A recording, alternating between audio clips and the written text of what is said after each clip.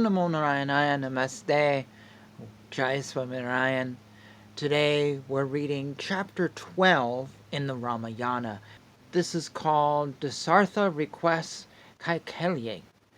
Hearing those horrible words, the great king became very sad and extremely pained. He thought, "Am I dreaming? Has my mind been paralyzed?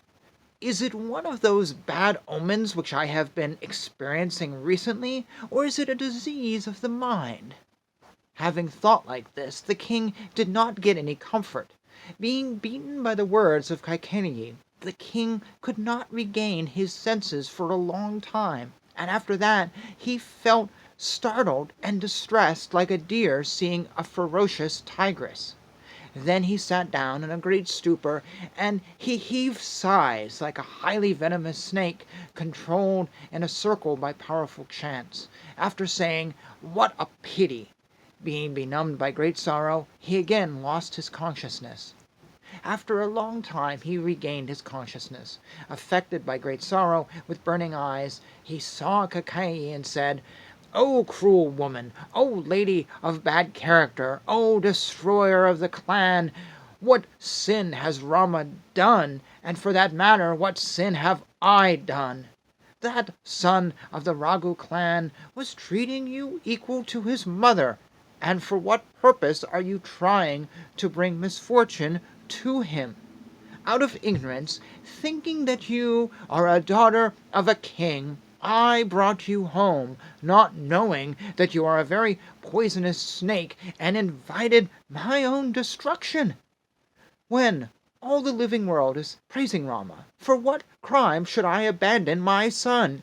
I can give up Kausalya, Sumitra, or all my wealth, but if I am alive, I will not give up Rama, who is my darling son. I feel supreme bliss on seeing my firstborn son, and if I do not see him, my soul will be lost. The world can exist without the sun, and the crops can exist without water, but I and my body cannot exist without Rama. O lady who has decided to do sin, this is enough.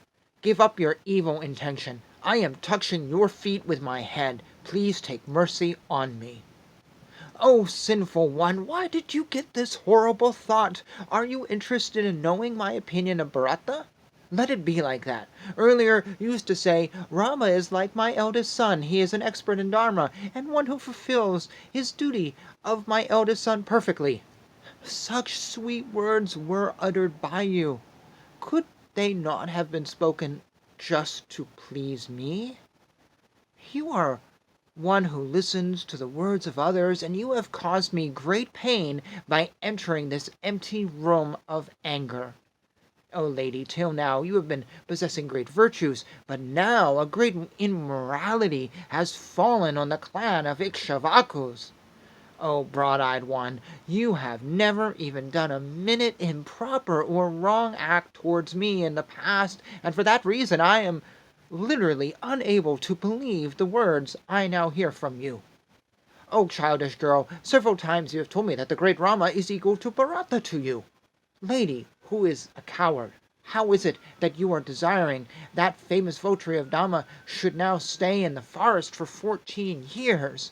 Why do you desire the very tender Rama who follows Dharma to stay in a dreadful forest?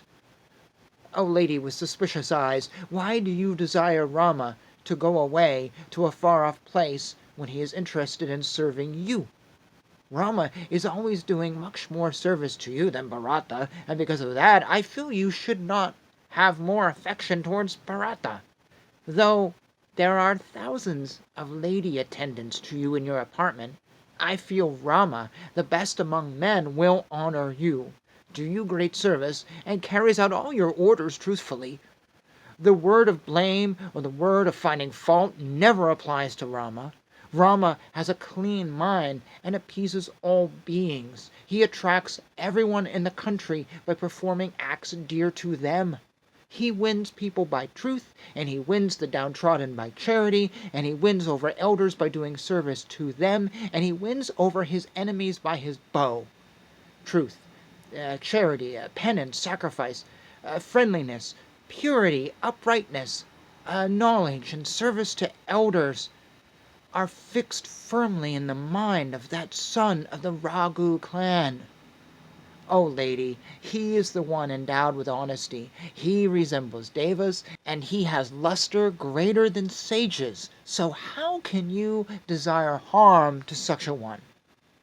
I never recollect having heard Rama speak such sweet words, speaking any unpleasant words to anyone.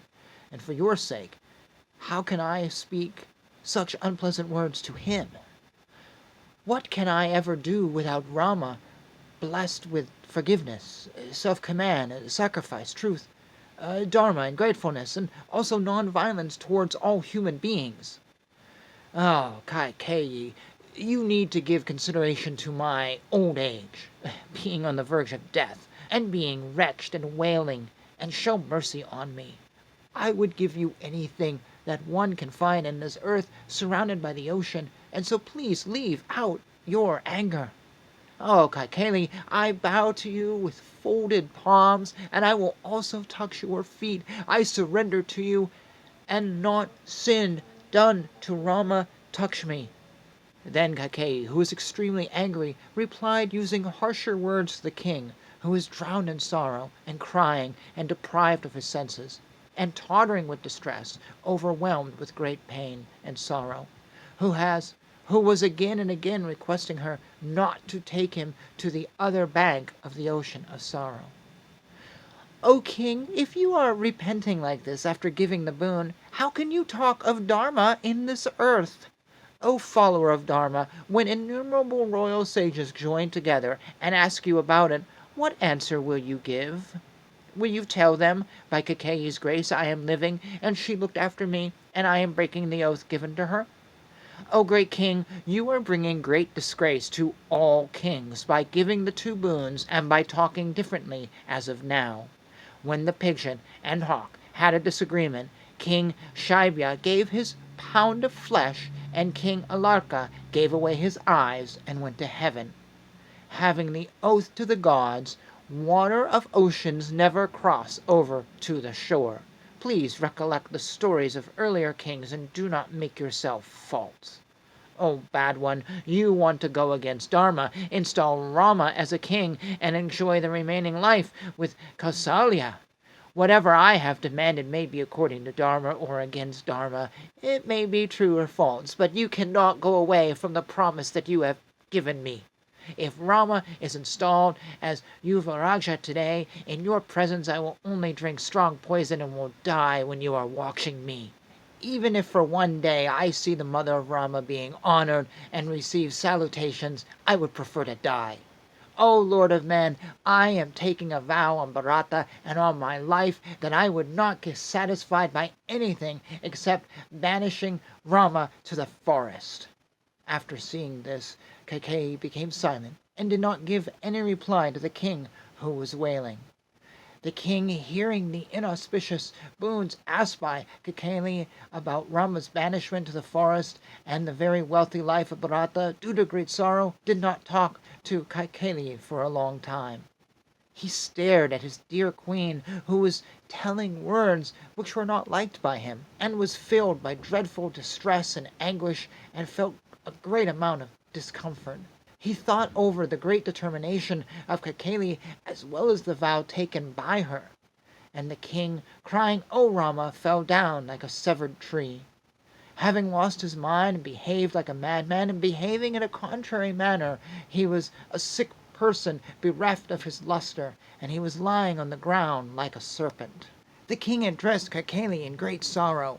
"Who has given you this meaningless idea which appears to be in your interest? You are talking to me without any shame, with your faculties being directed by a devil. Earlier, when you were young, I never noticed this sorrow due to absence of character in you, and now I am seeing just the opposite of it. You were requesting that Bharata should occupy the throne and Rama should go to the forest. Who put this fear of Rama in you? If you want to do good service to your husband as well as Bharata, leave the thought permanently that Bharata should become the king and Rama should go to the forest. O cruel lady, O sinful lady, O troublesome one, O lady who does evil deeds, what sin are you seeing in me and Rama?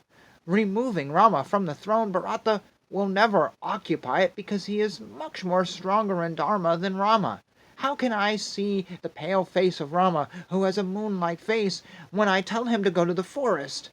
I have taken the decision to make Rama as Yuvaraja in consultations with my friends, and going back from this decision would be like retreating an army after being defeated by enemy armies. How can I see the face of kings from different states?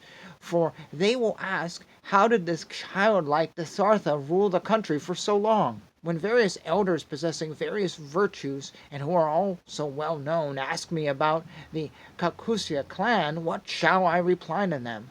If I tell them the truth that I took the decision to banish Rama due to the torture of Kaikeyi, they will think that I am telling a lie. Suppose I banish Rama to the forest, and what will Kaikeyi say about it? After doing such an unpleasant act, what reply can I give her?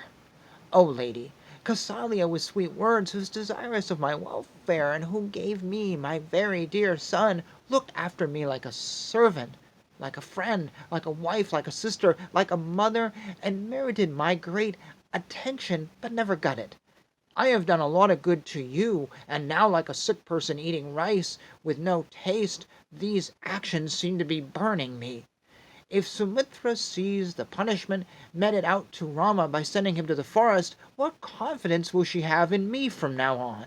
In a greatly pitiable state, that daughter of Videha will hear about the bad news of Rama going to the forest, and also my death. She will become sad for my death. After I see Rama travel to the forest, and after seeing Sita crying, I know I will not be alive for a long time. O lady, as a widow along with your son, you will look after this kingdom for a long time, as I do not wish to live after Rama goes to the forest. Like people drinking wine mixed with poison as wine, I was considering you as a very pretty, chaste woman. Yet you really are unchaste. You used to comfort me with sweet but untrue words, I realize, like a hunter attracting a deer by music and then killing it. Respectable gentlemen would certainly call me ungentlemanly for having sold my son, and consider me like a mean Brahmin who has consumed liquor. What a sorrow, what a pain that I have to tolerate your words. The sorrow must have come because of the sins committed by me earlier. O sinner, due to the sins committed by me, I was protecting you, till now, for a long time, and it is like the rope being taken care of well, turning to a noose only to hang me.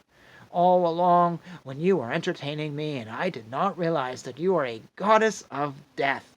It was like a child in a solitary dark place touching a venomous snake that I touched you. Being wicked-minded, I have made the great Rama as fatherless, and the people of the world can rightly condemn me. What a great childishness! That Dasaratha, the soul of passion, is sending his son to the forest for the sake of a woman. That is what they are going to say. Rama, already emancipated due to celibacy as well as penance as prescribed by the gurus, is going to suffer further great pain in this time meant for pleasure. If I say the word, go to the forest, my son will not wait for a second word, and he will immediately go to the forest, for that is how Rama acts. If my Rama is urged to go to the forest, if he tells a word opposing it, then it will be very dear to me. Pure in thought, Rama will not know my intentions, and if I say go, he will go immediately. If that son of the Raghu clan goes to the forest, being berated by all the world, death will take me to the land of the god of the death.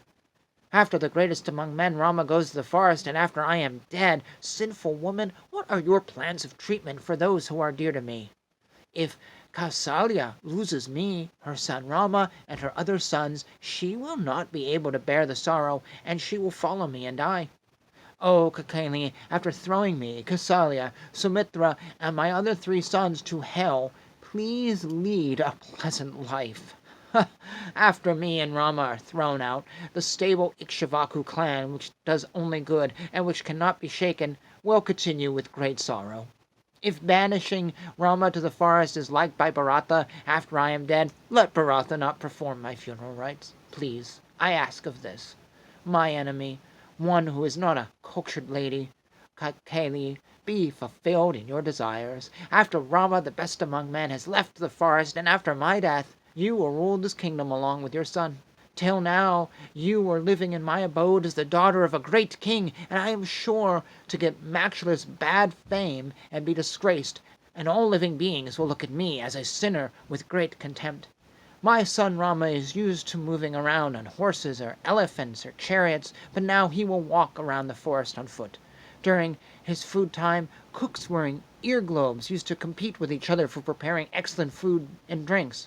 Now my son will live in the forest, eating astringent, bitter, and pungent roots and fruits. Having enjoyed a great life of pleasure wearing costly clothes, now he will live wearing ochre robes and sleep on the floor.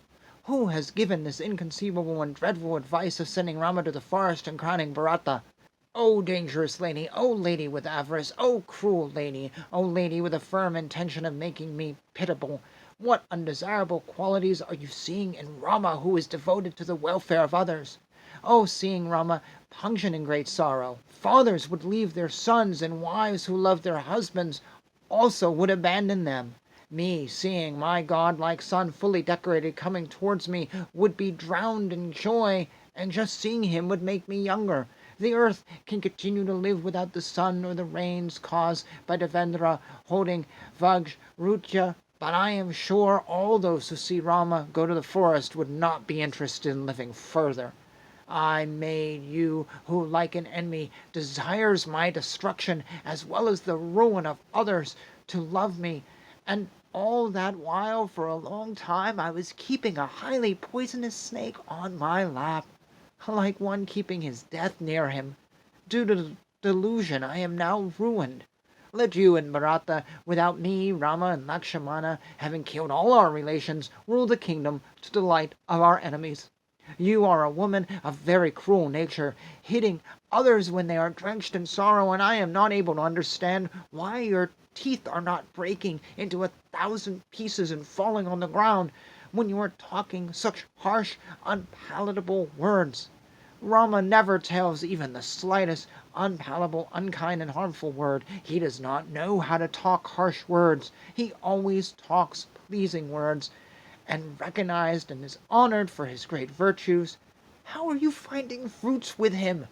The contemptible one of the Kaikeyi country, you grieve, get burnt, and get destroyed. Even if you get broken into 1,000 pieces and reach the earth, the pitiable me will not act according to your words. You are like a knife, taking daily sweet and deceitful words, having a wicked nature, destroying your own clan, one who never pleases the mind, and interested only in destroying my mind from its roots. So I cannot tolerate living with you.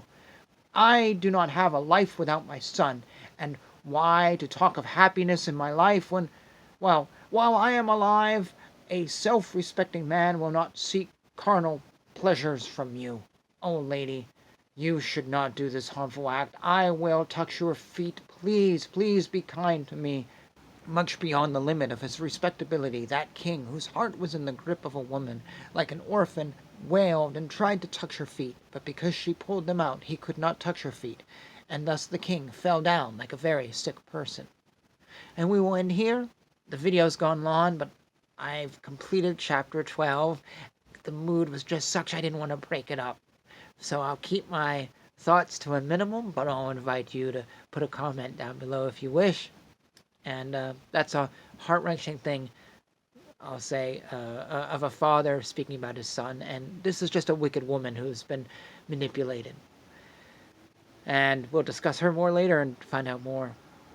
Jai Shri Krishna, Jai Shri Swaminarayan, Hare Krishna, Krishna Krishna, Hare Hare, Hare Rama, Rama Rama, Hare Hare.